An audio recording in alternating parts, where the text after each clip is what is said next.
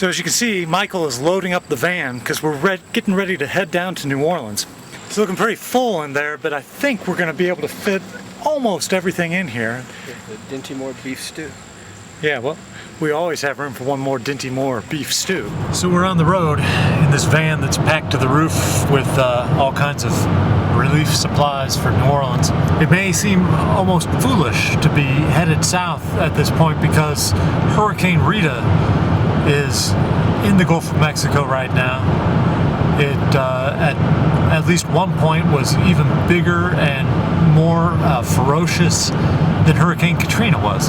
So that's the first rain we've seen, the first Hurricane Rita rain.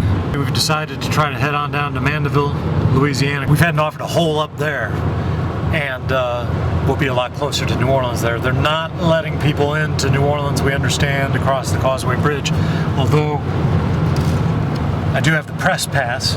Maybe we'd be able to get in, but probably not. Yeah. So we'll check back in a little bit. So we spent last night in Mandeville, Louisiana. This little subdivision here is just kind of cleaning up from Hurricane Katrina. As you can see, it's been well, partially flooded now from Hurricane Rita. So we're going to try to sneak into New Orleans. They're not really letting people in. They don't want people to come back yet. But that's not going to stop us. I looked up from a car that was flying. A beggar crawled from his tomb. He washed with the waves back into his grave. You're alone, kid, go back to your room.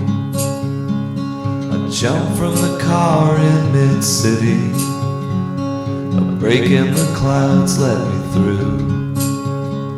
The sky was a lake and the kids were afraid. Nameless, contagious, and due. We're in Orleans Parish. We're in Algiers, which means that nothing can stop us now. Okay. And so at last we made it to the Common Ground Relief Clinic, a free clinic that's been established here in the Algiers neighborhood, and we're delivering these medical supplies from Bloomington, Indiana. This clinic was started to help with the relief from Hurricane Katrina, but there are plans to try to make it into a long-term free clinic for this neighborhood, which would be just a great thing. Oh, and you may be wondering, well, what organization are these doctors and nurses who are working here with? No organization whatsoever.